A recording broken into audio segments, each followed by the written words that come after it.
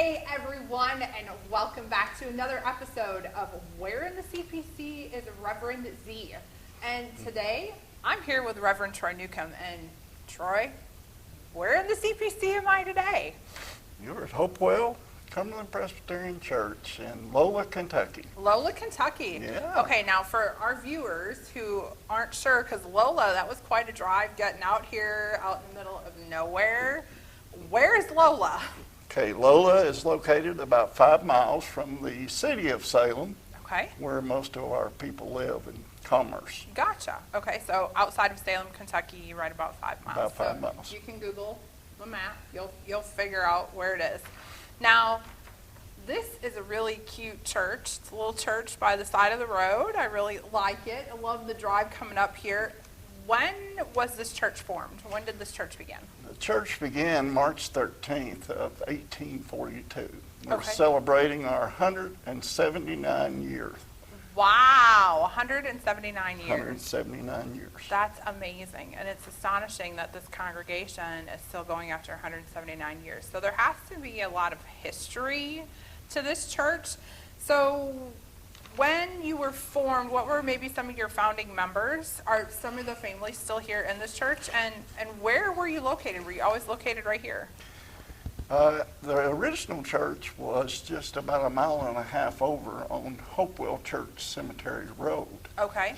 And the original church was built there. It was a very large wooded area that had flowing pastures. And they began to build the church there. The charter members that they have was about 45 members Oh, wow. in the Okay. beginning. The names were Robertson and Crawford, Clemens, Thompson, Davis, Willis, Coley and Roach, Gray, Hinton, Ray and Farnley, Daniel, Tolley, Sladen and Burns. Now there are also 10 African Americans Okay. on our book as well Okay. at that time. Oh, wow. How interesting. So all the way back in 42? You had 10 African Americans that were Yes. in this part. And if you're not familiar with this neck of the woods in Kentucky, that's really quite intriguing that there was some African Americans that were involved in this church, because there's not a large population here even today. And some of those names, I used to live in Marion, Kentucky, which is very close to Salem, Kentucky. And some of those names are still very familiar to me. So obviously the families have really kind of stuck around to this neck of the woods. They have, and a lot of those names are family members still here with It's the still church. family members. Yes. How fascinating is that? So you said it wasn't always at this particular location that we're filming at today. So when did the church come here to this location? Church came here in 1952. Okay. They had made a motion to build a new church here from the session, and so they were able to obtain the property from the Tolley family that they give them the spot. I think the road where the church used to start at in 1842, very narrow road, very winding, kind of dangerous to get in and out of. It still is today. So they needed to move the church just for better location and to be on the main road here, Okay. where they would have a little better visibility and better outreach to the community. Sure. Okay. So 1952 is when you came here. Did it always look like this? Or Oh, has no. It, No, okay, it's changed. undergone a few facelifts. It was the little white church Okay. beside the road. And again, this present church is built on many times for Sunday schools and for the place where refreshments are served, and also the Sunday school rooms. Okay. So it's had quite a few facelifts. Very good. Do you have any 179 years? There has to be some interesting history maybe that has happened with this congregation, with the people, maybe some pastors that you've had here? There were several neat pastors that came and were part of this. And I'll just read you just a little bit from some of the history. And I just want to say that Miss Jackie Myrick has done most of the research for our history, and she took it from when the church began back in 1842 and has now brought it up to today. Wow. And she is just such a great resource for us. Yes. And being here over 40-something years herself Wow. brings a whole lot to the church and its Yeah. history. The church was dealt a blow back in 2005. All of our records were kept in a safe in the pastor's study, and someone got into the church and took the safe, I assume thinking that it was money, and they stole the safe. And the church just was very grieved over it because it was all of our history, and luckily enough, a little bit of it survived, but the safe was never found, and we weren't even going to prosecute the person that took it. We just really wanted to get the safe back. Sure. And so that we could get the history from it. So, Yeah. but I'm thankful again for Miss Myrick and her work on all of this. It says back in August of 1847, they baptized 3 infants. Wow. Reverend William Calhoun Love was the pastor in 1854. He was also pastoring at Piney Fork, Okay. which, as you know, is on the outskirts of Marion. Yes. And yes. it's one of our oldest churches Yes. in yes. the Cumberland Presbyterian. Absolutely. So he was here. Reverend Love was a soldier in the War of 1812, and again, he is buried at Piney. He also helped organize the church in Fredonia. Okay. Didn't know if you knew that. I didn't know that. In 1845. And again, he had many camp meetings that were here, and people came from far away, and typically they would have their session meeting on Saturday afternoon, and then Sunday they would begin their services, and they would last for 2 weeks. Oh my goodness. 2 weeks. Can you imagine 2 weeks? Bringing in 2 weeks. Again, Here. the Yeah. land was great with grazing and large enough that they could pull their wagons in and they could Okay. camp and Just hang out for a couple weeks. use hear the Word of resources they got. Yes. Wow. Awesome. Would Wow. that be a great God. revival That would today? be a great revival today. That would be amazing. In the year of 1934, Reverend Mrs. Tom Fowler was the pastor here at Hopewell. Wow. 1934. In 1934. So in Yes. 1934, you already had a woman on your rolls. That's correct. That is, And, okay. and we have so pictures of her. As a female pastor, I'm just saying that's really astonishing.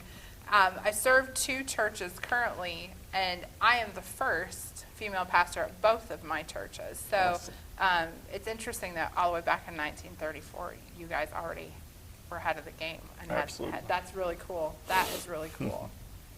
So with all of this beautiful history and just the amazingness of how this church has come about, when it was established, all the people, the families that are still here, do you feel today that your sanctuary, your space here, how does that affect your worship? How does it lead towards maybe a more contemporary worship or traditional worship? It's more of a traditional worship in here.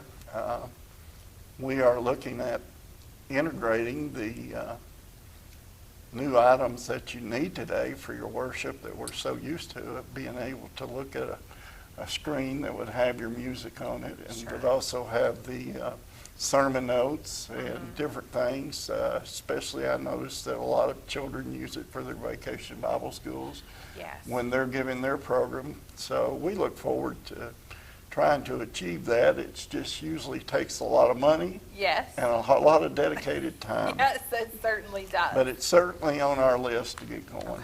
Okay, so you guys have more of a traditional worship in this space, and I have to say this is a gorgeous sanctuary. I know for those of you that are watching, you got to see some pictures of it earlier. It just invites calmness and peace when you walk through the door, and I love how it makes you feel when you walk in here. It's just really cool. But now Lola, let's be honest, Lola is what I would consider extremely rural. It is an extremely rural There's farm. not a whole lot to Lola, Kentucky. So how does that affect, being that rural, does it affect how you do your ministry and how you do worship here? Absolutely. It's a farming community of families that have been here for many, many years. And with that, you see an up and down of your people and population as people leave to go get better jobs, and then they come back later on in years to settle in. And so we have about 100 members on our roll. Okay. And it was nothing to have 104 people here. I remember the first Easter Sunday that I preached here. Wow. Since COVID has came along, we have been really knocked down. We have about 20 people that are showing up and being spaced properly. And hopefully once this pestilence moves on, then we'll be able to start back with our worship, just as everyone out there has had to do the same. Absolutely. I know it's been, every pastor that I've talked to, it's just had a huge impact on their ministry and how they can do their outreach. So being that we're still in the middle of COVID, what is your focus now for your congregation currently? Basically, we want them to come if they feel safe enough. Certainly, if they do not feel safe, then to stay at home. And we are reaching out through Facebook, where all of the messages are taped each Sunday, and they can tune to it and get the same message, not the same atmosphere, Right. but they'll get the same message Sure. that's given here each Sunday. Okay. All right. So you're still doing some sort of outreach.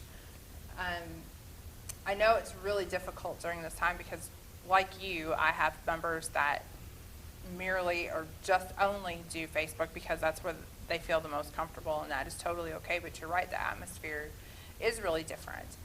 And with that, has that changed like the projects that you guys are working on? Absolutely. How does that look like right now? We had just started to do an outreach of where we would be witnessing to our community and going out and handing out some type of ornament for them to remember that we stopped by and was able to visit with them. But most of all, it was to welcome them here at Hopewell or any other church that they might not be aware of in this community. We certainly have several churches on this little road that goes from the main highway all the way to the river. Right. And there's close to 10 churches that are on this little road. So wow. Yes. That's a lot of churches. That's a lot of churches in a short space. So every small church and every large church is doing their part to help this community. Very good. Very good. Do you have any like organizations that you guys are partnering with? Are you partnering with other churches in this outreach, or are there other organizations here in this community that maybe you guys are working with to do outreach service? We help with some outreach. I know Hope Clinic is a agency that is in Lyon County and McCracken County, and they help folks that have got themselves in a predicament with pregnancy. And it's a very unique agency because they are allowed to bring the Word of God into the message of what they're doing and making sure that the person that is thinking about having an abortion of what really they could do in the other alternatives of placing it for adoption or different things. So we enjoy working with them and helping them. Our community has a hospital, and it also has a skilled nursing facility, and certainly we like to take gifts to the nursing facilities and visit with those people as well. Throughout our year, there are different events that happen, and we will foster with other groups to make sure that people will receive some necessities, let's say, to help their life maybe a little bit more easy. Awesome. So still helping the community, even in the midst of COVID, still being able to be the hands and feet of Christ and really outreach and partner with different organizations. Absolutely.